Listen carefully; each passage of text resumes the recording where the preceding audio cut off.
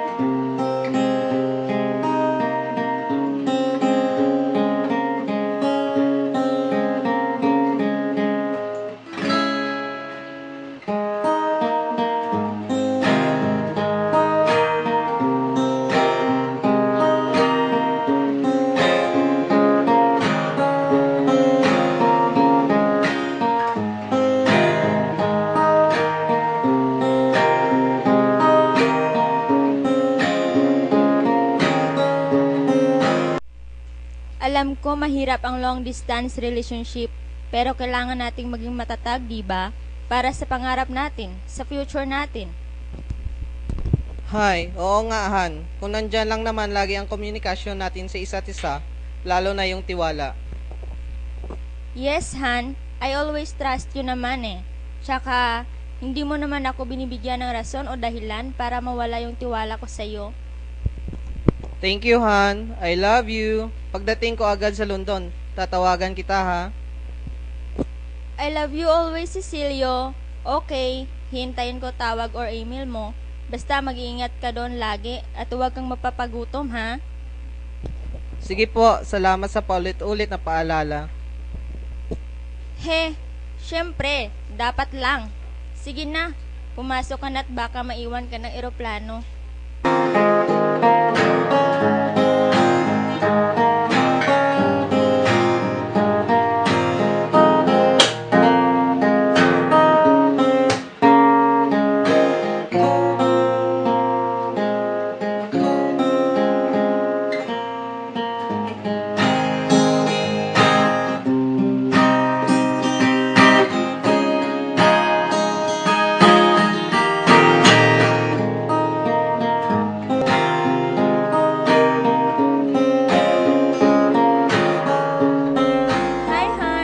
Kamusta ka dyan? Ano, namangha ka ba sa ganda ng London? Ito Han, okay lang din. Miss na kita sobra. Mas maganda ka pa lalo kaysa sa London. Sana nandito ka, kasama kita. Haha, he, nambula ka pa. Ugali mo talaga eh, no? Tiis-tiis lang, Han. Ikaw, kamusta ka dyan? Sila tita at tito. Okay naman sila at okay din naman ako. Nakahanap na rin ng trabaho. Kamusta work mo dyan? Hindi naman masyadong mahirap at mabigat. Kayang-kaya Han. Siyempre, ikaw laging iniisip ko. Kaya inspire ako. Sweet mo talaga si Cecilio de los Santos Jr. Namimiss kita lalo. Mas miss kita, Georgina de la Rosa. Sige na, Han, at magpapahinga na ako. Maaga pa kasi akong gigising bukas eh.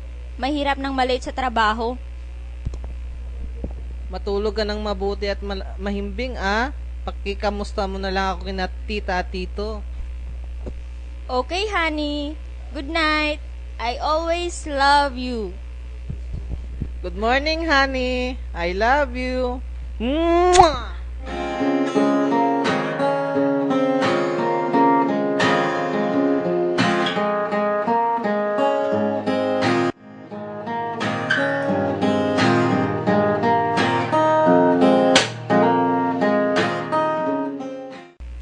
Halos 2 taon din nagtagal ang long-distance relationship ni Georgina at Cecilio. Pero, 1 linggo ang nakalipas na hindi nagpaparamdam si Cecilio. Hanggang inabot ng 2 taon, walang reply, text, ni tawag o email na natanggap si Georgina mula sa kanya. Halos 2.5 taon siyang naghintay at umasa.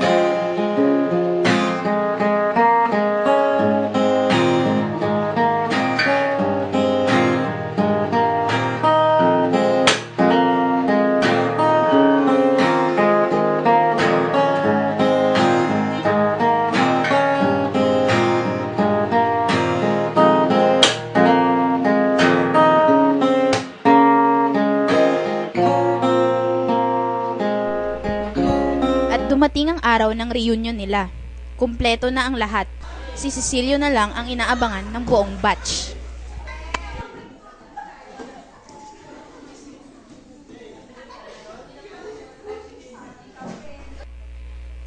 Diyos ko, paano ko sasabihin sa kanya? Hindi ko alam saan ako magsisimula. Nakaka-stress. Lord, help me. Kayo na po ang bahala sa akin. Ah! Darna!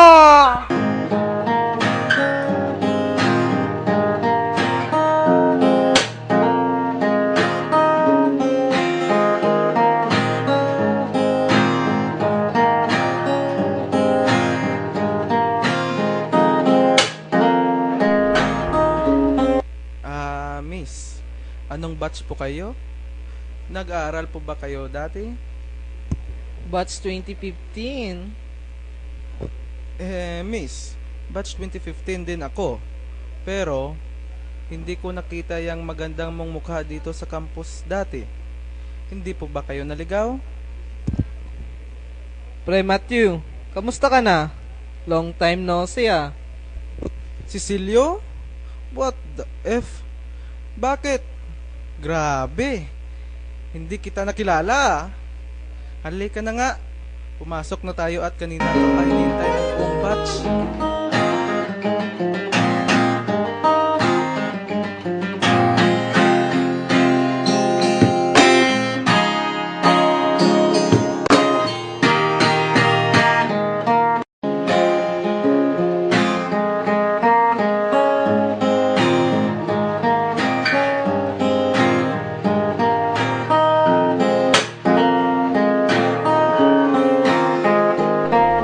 Oy, Matthew, sino na namang chiksi ang kasama mo? In fairness, ang ganda niyang nabingwit mo.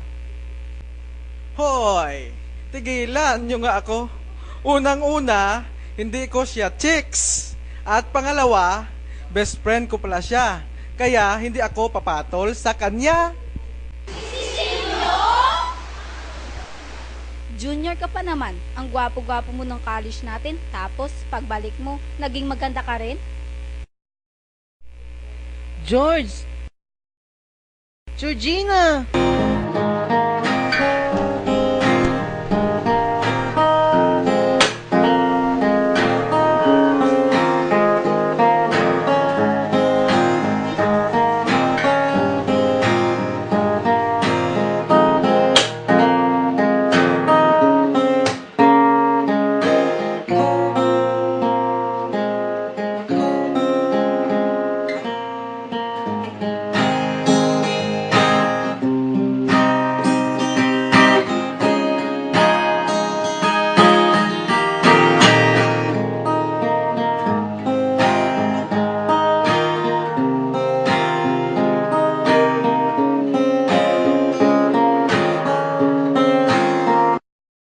George, kung gusto mo kong saktan, sige, sampalin mo ako.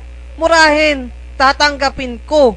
I know, sorry is not enough dahil sinaktan kita, niloko at pinaasa. Bakit? Bakit, Cecilio? Ang laki ng tiwala ko sa'yo. Kahit mahigit 2 taon tayong hindi nagkita. Nagkausap, nagsama, pero pinagkatiwalaan kita. Ang unfair mo. Ang unfair mo. Oo, alam ko. Pero hindi ko alam kung paano ko maiiwasan. Kakalimutan yung nangyari. Hindi ko napigilan, George. Minahal niya ako. Mahal niya ako. At sorry. Sorry kung nabigo kita. Pinaghintay kita. Kung sinira ko ang lahat-lahat. Wala ka bang phone? Computer? Ni hindi mo man lang ako tinext? Tinawagan? O in-email man lang. Bakit mo ako pinagmukhang tanga? Natakot ako. Hindi ko alam kung paano ko sasabihin sa iyo. Inisip kita. Inisip ko kung baka anong mangyari sa iyo, sa ating dalawa. Eh ngayon alam mo na kung anong nangyari. Masaya ka na? Patawarin mo ko. Pwede pa naman nating ibalik yung dati, diba? Kung saan tayo nagumpisa, bilang magkaibigan. Ganun na lang yon? Pagkatapos ng lahat-lahat? Alam ko, mahirap. At kailangan natin mag-umpisa ulit. Nakakainis ka talaga, Cecilio. Psst! Huwag mo na akong tawagin sa pangalan na yan. Celia na lang itawag mo sa akin. Whatever, Celia.